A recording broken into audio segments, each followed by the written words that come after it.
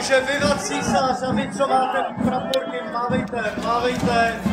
Okolo jste je dostali, abyste vítali slovotného vladaře Karla IV. Tak a pojďme teďka všichni a já si dovolím počítat na 3, 2, 1, vyvat císař.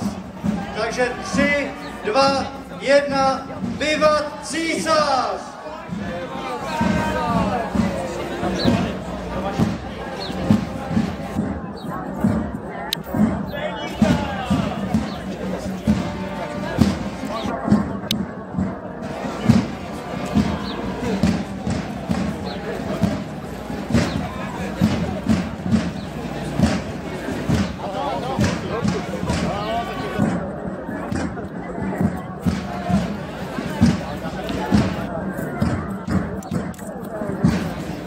Lidé radotínští, pojďme zkusit ještě jednou přivítat vladaře. Já zase si dovolím odpočítat na 3, 2, 1, vyvat císař! Vyvat císař!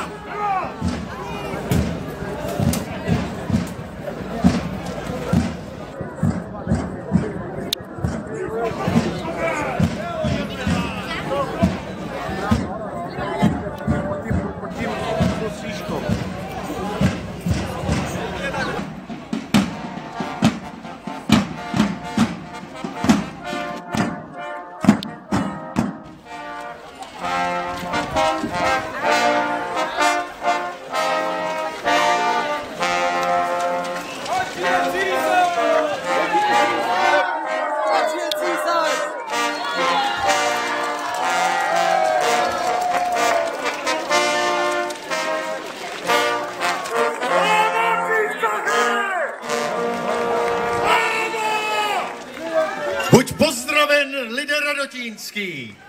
Jsme šťastní, že jste se přišli podívat na naši pouť, kterou tradičně pořádáme každý rok a při které náš král a císař Karel IV. Může se svojí družinou doprovoditi korunovační klenoty a kopií Longinovo za bezpečné zdi hradu Karlštejna. Slovo! Na začátku přivítejte praporce obcí a městysů, které se účastní tohoto průvodu.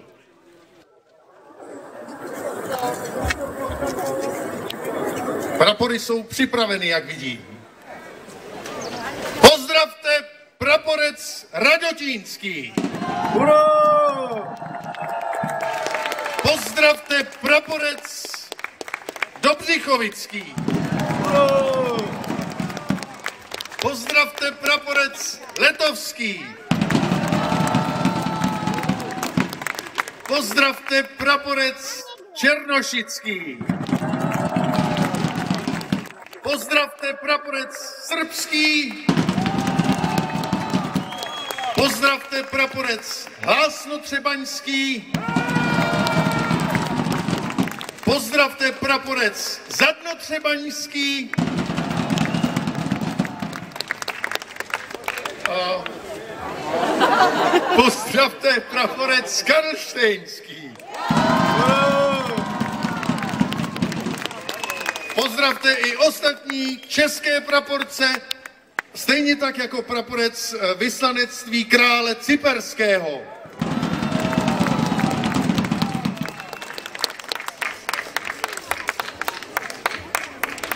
Milí rychtáři Hanzlíčku z Hanzlíkova, přistup, dávám ti slovo.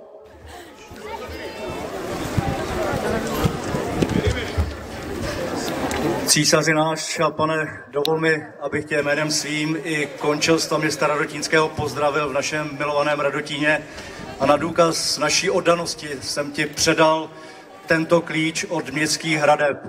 Zároveň dovol, aby pro tvoji kratochvíli a zkrácení této tvé vzácné návštěvy ti náš divadelní spolek Gaudium sehrál několik krásných scének.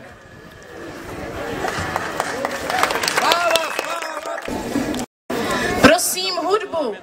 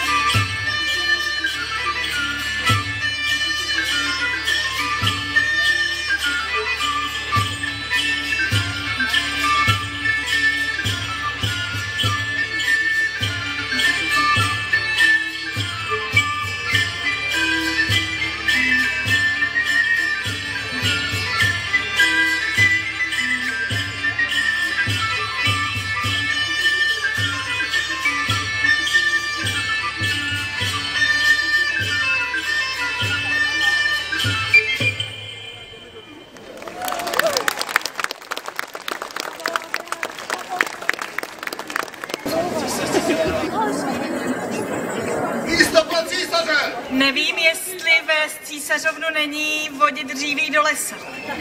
Děkuji.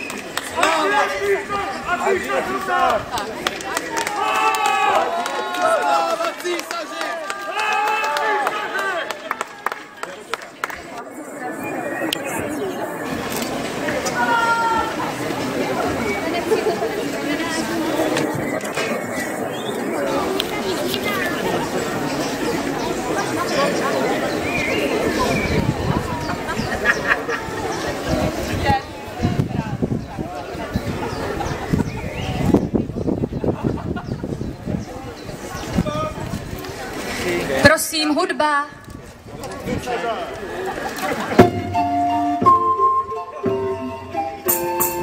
Já si dovolím počítat, tanec to bude promenádní. Prosím, můžeme začít. 1, 2, 3, 4. Otočíme se krásně dokola. 1, 2, 3, 4. Vivat císař.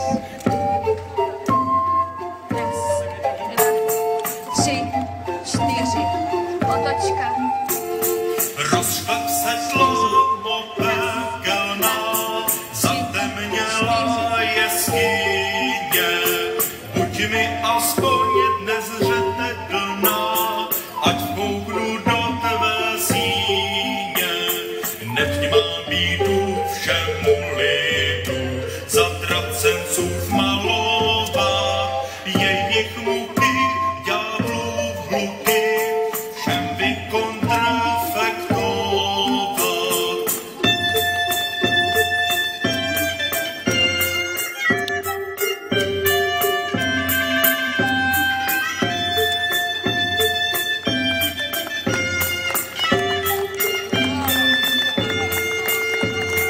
Bejcha, co holubná tutá, šarlatě tu obchází.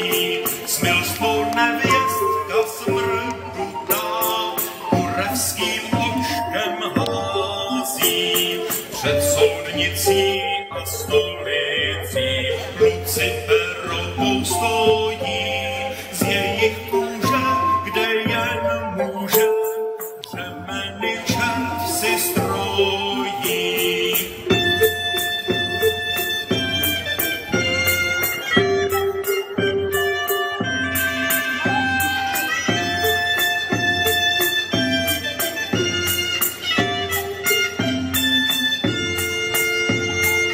Ústa jenž ráda mlaskala, lahůdky a pamlsky, prolézá mrzká žížala, kráčejí žáby polský. Tak jsou hrozní ti popravci, že jich nelze popsáti, černější jsou než krkavci, jako bejci rohatí.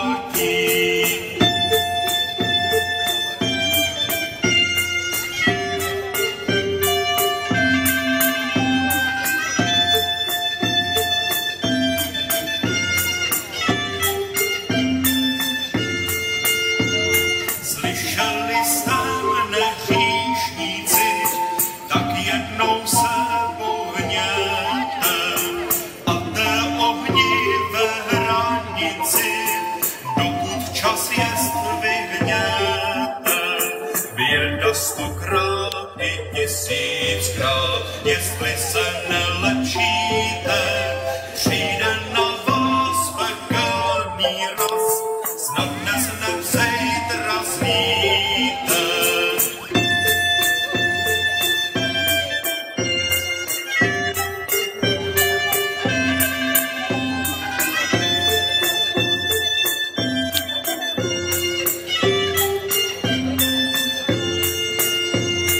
Potom žádný nespomůže,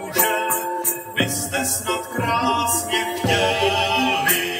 Zavřou se nebesa tuze, byste řvali, křičeli. Zacvá uši Kristus duši, do věčných muk potopí. Neskončená, neskrocená, smrt vás za hlavu chopí.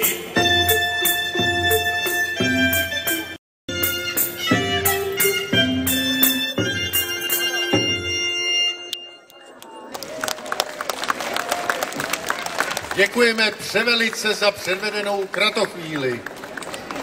Můj králi, nadešel čas, aby si pronesl něco o městských právech. Protože jsme se přesvědčili, že svůj úřad děláš správně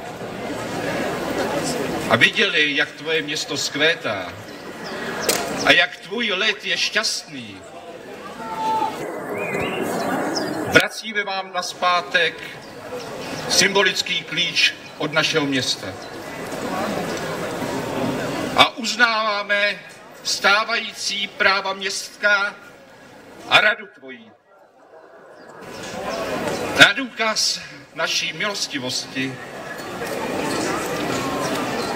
dáváme vám práva nová. Prosím, Herolde, přečti list. Přečtu kopii.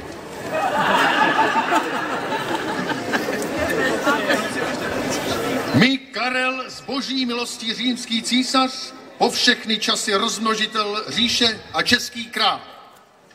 Ačkoliv naše výsost úzkostlivě pečuje o to, aby se starala o výhody měst našich království i jejich měšťanů a obyvatelů, přece v prozíravosti naší velebnosti pokládá za hodné a spravedlivé z hojnější jakési přednostní přízně a milosti obdarovávat naše dědičné město pražské a jeho součást Radotín, poněvadž ono je sídlem a hlavou našeho českého království a jako vláhu dávající pramen přeštědře rozvádí toky zákonitosti do jiných měst, bez něhož by také ostatní města českého království byla jako trup bez hlavy a jehož zákonný sbor měšťanů je jako pravidlo mravů, vzor i zrcadlo počestnosti lidského života měšťanům jiných obcí českého království.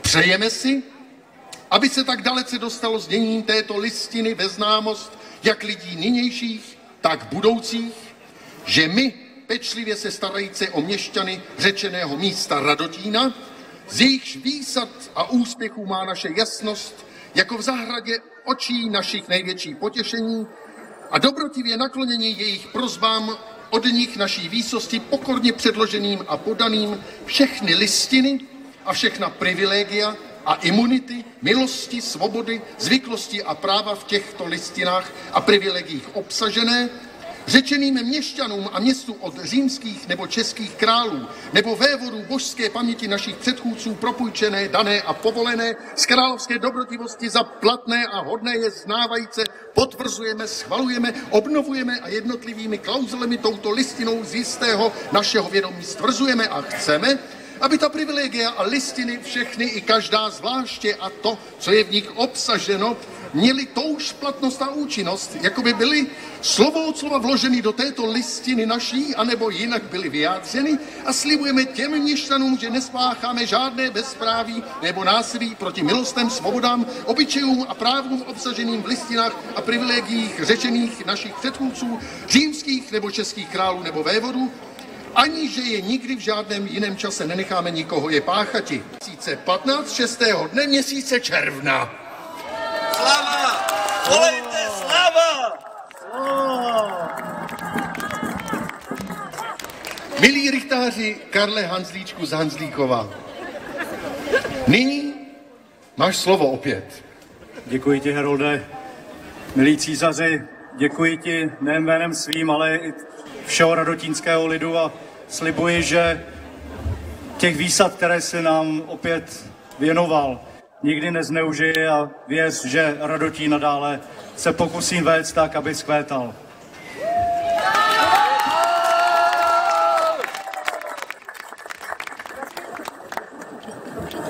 Protože si, milý Karle, vážíme tvé práce a tvého úřadu, rozhodli jsme dnešní den udělit ti ještě jeden titul.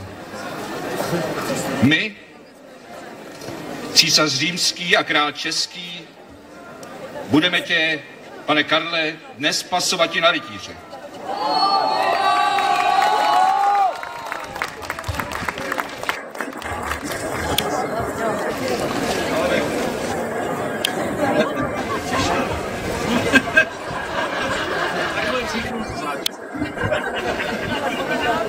Karle, Hanzlíčkova, pasujeme tě na rytíře.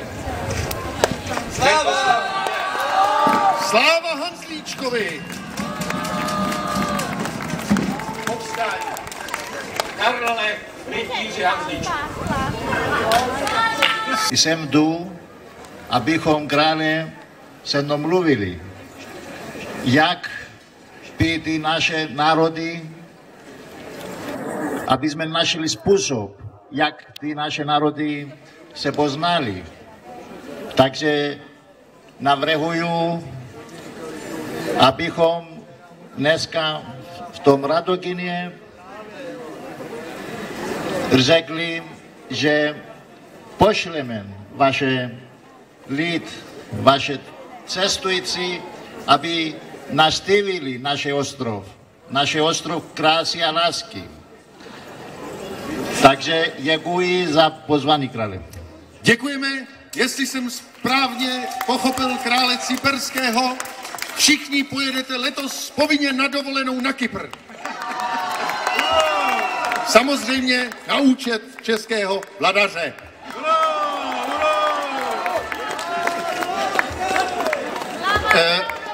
Je zde ještě ctihodný otec arcibiskup, který vás možná též pozdraví svým vřelým slovem.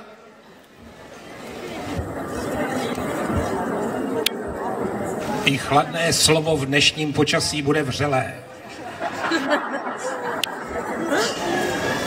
Lidé radotínský, bohabojný, oddaný a svému císaři oddaný, přijmi požehnání od mé svatosti, ať se tvé dílo daří, ať se tvé rody množí a Radotín nechť zkvétá. Dovolte mi současně požehnat i tomuto našemu průvodu, který zde začíná, aby dobře dorazil až do svého cíle Karlštejna v zítřejších odpoledních hodinách. Bůh s vámi. Ještě se chci zeptat, děkujeme otče, ještě se chci zeptat bratra Jana Jindřicha, jestli v krátkosti, opravdu v krátkosti chce pozdravit lid. Lidé radotínský, vaše milosti, milí bratře, vážený rychtáři, dovolte i mě, abych poděkoval rychtářovi a končelům za to, že v příštím roce už po 10. připravují takováto setkání, kde si připomínáme Karla IV. A jeho dobu. A protože jsme si kdysi vymysleli, že znovu zrecyklujeme tuto cestu Karla, který kdysi dávno, když byl mezi námi, tak vozil císařské klenoty z Pražského hradu, kde je ukazoval zpátky na Karlštejn.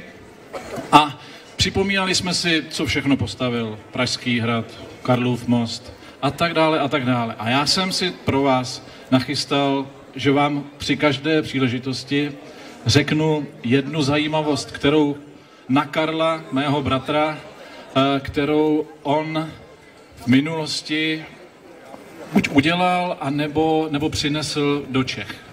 Vážení rybáři, pokud jste mezi námi, jestli pak víte, jakou rybu nechal přivést Karel IV., můj bratr, do Čech tehdy, když panoval. Byla to parma. Jestliže dnes někdo, a na Berounce ji často chytáte, tak parma je ryba, nebo druh ryby, kterou nechal přivést Karel IV. A na příští zastávce vám položím otázku, nebo respektive odpovím na otázku, kterou vám teď položím, jestli pak víte, jaký z největších rybníků severní části Čech nechal Karel IV. Založit. Děkuji vám za pozornost. A téměř na závěr ještě bych, můj vladaři, chtěl tě upozornit na jednu velkou zajímavost, která se královna pozdraví na úplný závěr, samozřejmě, ale než se tak stane, chtěli bychom vyzvat i dívenku, která se jmenuje Alžběta neboli Bětka Lancingerová. Horimírově sváteční jízdě překonala v sedle poníka jménem Lily celou trať o délce zhruba 36 kilometrů. A to přesto, že prakticky neměla možnost tréninku, protože při výjezdu byla nemocná. To si zaslouží velký obdiv.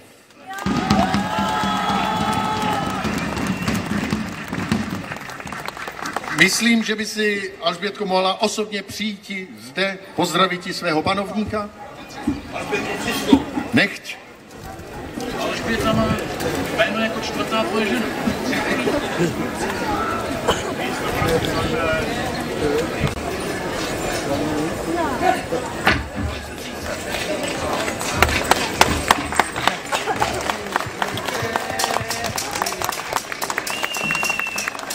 Jak vidíte, Alžbětka byla štědře obdarována naším vladařem.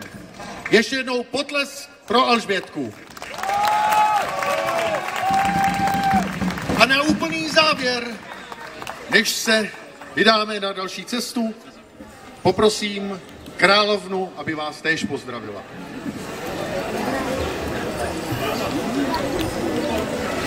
I já děkuji za milé přivítání, rytíři, lidé český, lidé radotínský.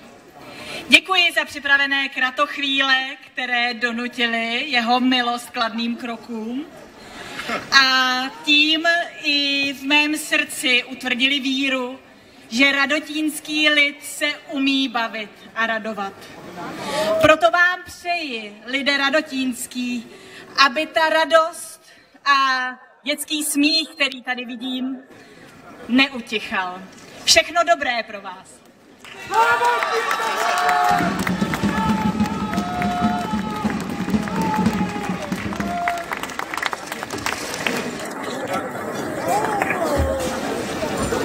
Hofmistře,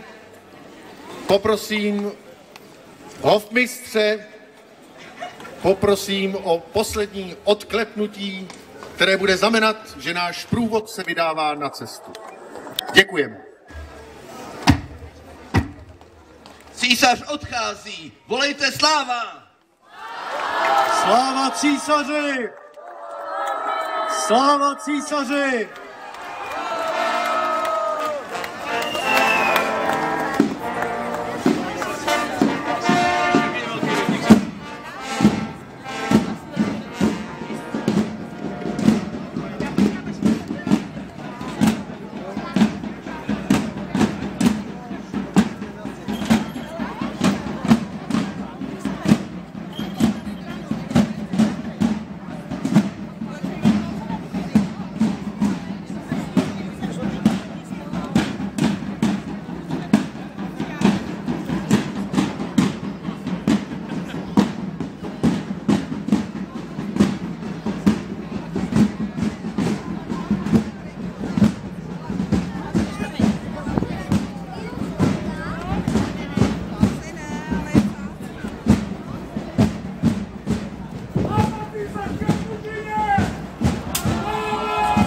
Ať je císař! Hurá!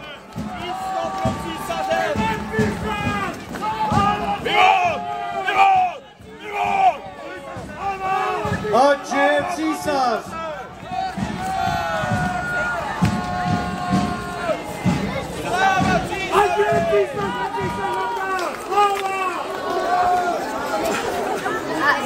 A ty to uzavř.